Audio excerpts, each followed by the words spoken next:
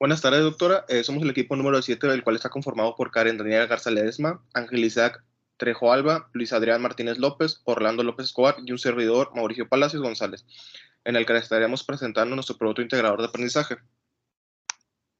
Le estaremos desarrollando este problema, el cual nos dice: considera un intercambiador en la unidad de pasteurización de leche en la que la leche fluye debe calentarse desde los 20 grados con agua caliente inicialmente a 140 grados centígrados y fluye una tasa de 5 kilogramos sobre segundo para contemplar el proceso de pasteurización y por lo tanto restringir el crecimiento de microbios en la leche. Es necesario que la temperatura de salida de la leche alcance al menos 70 grados centígrados.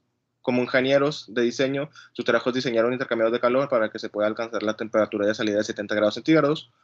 Uno de los requisitos de diseño es que la temperatura de salida del agua caliente debe ser menor a 10 grados centígrados, más alta la temperatura de salida de la leche. El intercambiador debe cumplir con las restricciones estándar en la caída de presión y sobredimensionamiento. Ahora, para continuar con nuestro diseño, tenemos estos valores. En la tabla número 1 nos dice que las propiedades de agua y fluido caliente selección anular, con la temperatura de 140 grados, la temperatura de salida de 80 grados, la temperatura media de 110 grados, nuestra viscosidad de 950.6, nuestro CP de 4229, nuestra K de 0.682, nuestro U de 2.55 por 10 a la menos 4, nuestra PR de 1.58, nuestra masa a 5 kilogramos y nuestro calor a 0.00529. En nuestra tabla 2 tenemos las propiedades de la leche como fluido tubo interno, la temperatura de 20 grados, la de salida de 70, nuestra temperatura media de 45, nuestra P de 1040, nuestro CP de 3890, nuestro U de 0.0011, nuestro K de 5 por 10 a la 5.8 por 10 a la menos a la 1, nuestro PR de 7.73, nuestra masa de 6.522 y nuestra calor de 0.00. Y se calculó la viscosidad, muestra acá, con los datos obtenidos de un artículo que habla sobre la pasteurización de la leche, al igual se encontrarán las referencias. Y nuestra tabla de estrenos, tomando los diámetros de interno y externo de 0.060 metros, 0.08 metros, 0.52 metros y 0.76 metros, y con los datos del acero comercial que nos dice que es 0.00045, que es el acero comercial. Y continuamos con la tabla número 4.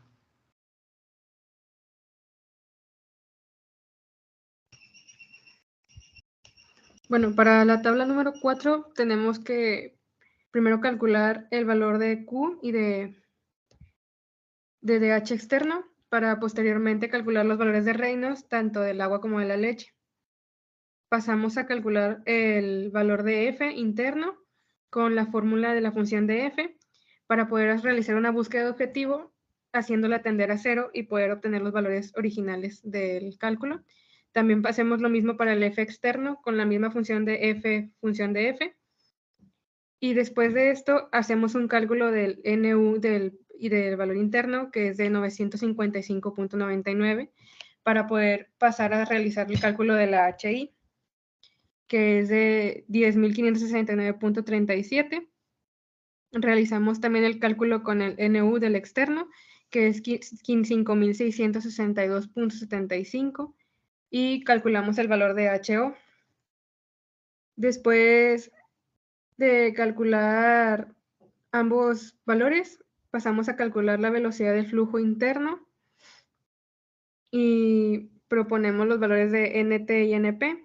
Calculamos el cambio de presión de las horquillas y el cálculo de la presión L para calcular posteriormente el cálculo de la presión total. Calculamos también los valores de delta T1, delta T2 y calculamos el valor de delta T logarítmica para poder calcular el área necesaria y darnos la longitud que necesitamos. Con los valores supuestos de NT y NP asumidos, tenemos los NT del sobredimensionamiento y NP del nuevo sobredimensionamiento, y la L asumida, que es para poder lograr sacar una medida parecida o semejante a S necesaria. Y al momento de realizar los cálculos pudimos darnos cuenta que el sobredimensionamiento tenía un 7.48, entrando entre los límites que nos daban para poder aceptar el diseño del intercambiador de calor. Posteriormente volvemos a calcular los deltas pH y delta P del tubo interno y nos da un delta P total de sobredimensionamiento de 58.774.38, que entra entre el rango que se consideraba de estar de entre 29.419 y 68.646.56.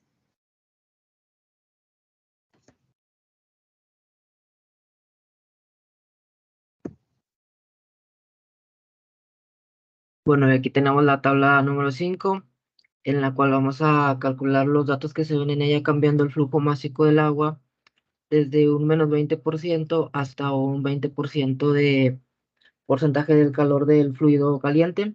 Y tenemos nuestras constantes, que es el calor del fluido frío, que viene siendo la leche, y también tenemos el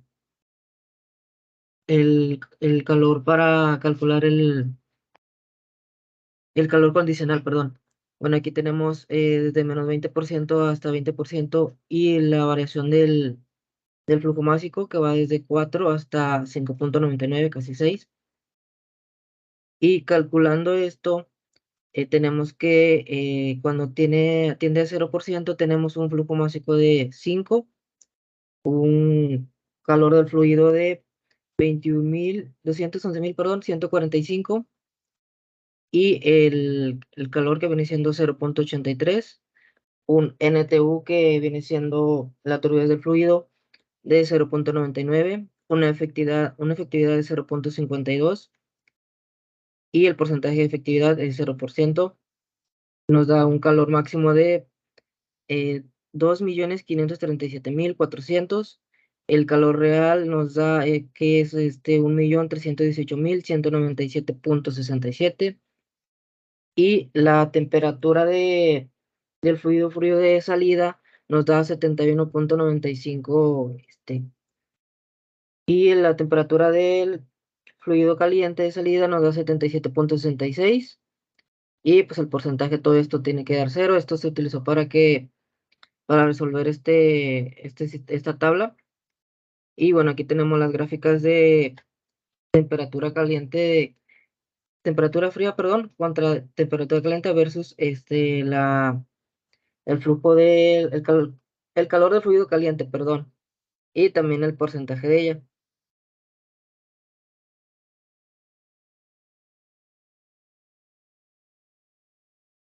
En la tabla 6 podemos observar qué es lo que pasa si disminuimos o aumentamos el 20% la temperatura inicial del fluido caliente. Lo que aquí pasa básicamente es también aumenta la tasa de transmisión del calor y se puede observar que este es mucho más sensible que el anterior, que es con el fluido de la masa, y ambos comportamientos son lineales. Si aumentamos la temperatura inicial del fluido caliente, también va a aumentar la temperatura tanto de salida como del fluido caliente como del fluido frío, de una forma lineal.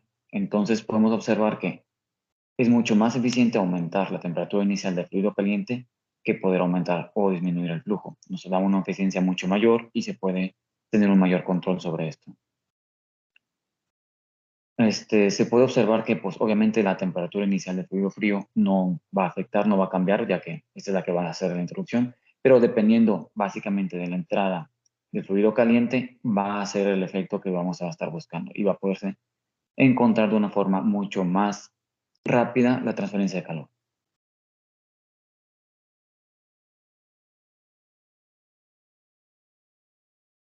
Bien, ahora vamos a hablar del tema de las incrustaciones, que es un problema en cuanto a los intercambiadores de calor, debido a que entre más incrustaciones haya, menor va a ser el calor que podamos calcular al final de nuestro intercambiador de calor. Para esto tenemos que calcular primero, encontrar el factor de incrustación para ambas sustancias, tanto del agua como de la leche. Estas fueron encontradas en la literatura. En cuanto al el de la leche, nos dice la literatura que podemos suponer que se encuentra en torno a 1 por 10 a la menos 4. Este valor se puede aplicar para cuando no tenemos el dato exacto, debido a que si vemos en la tabla 11.2, todos los valores tienden a estar dentro de estos rangos. Ahora, bueno, para calcular la resistencia que hay debido a las incrustaciones, debemos tener primero que nada el factor de incrustación y luego aplicando la fórmula que tenemos a la derecha, podemos calcular primero la resistencia que crea por convección, tanto interna como externa. Luego sumamos eso al factor de incrustación que se genera internamente y externamente. Y por último, tenemos el término de la resistencia por conducción. Esto en cuanto a las paredes de los tubos. Y todo esto sería nuestra resistencia en el intercambiador de calor. Después, ya que tenemos la R, podemos calcular la transferencia de calor que nos va a proporcionar el intercambiador de calor, tomando en cuenta las incrustaciones y sin incrustaciones. Aquí tenemos en estas tablas variaciones en cuanto a la resistencia por incrustaciones, en cuanto un mayor del 100% o sin tomar en cuenta las incrustaciones. Esto se hizo para ver cómo afecta este valor de la resistencia por incrustaciones y el cual tenemos la gráfica siguiente. Como podemos ver, el comportamiento en cuanto se vaya reduciendo la resistencia por incrustación, tenemos un mayor calor efectivo.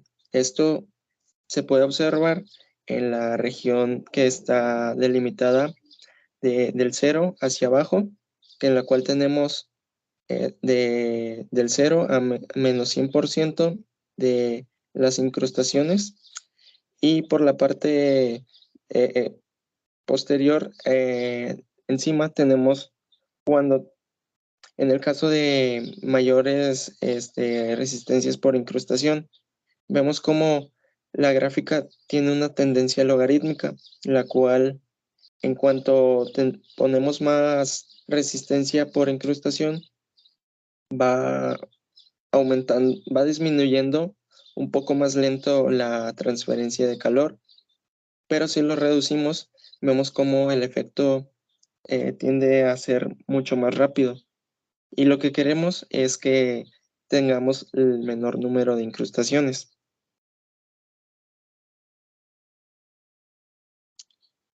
Y esto sería la explicación.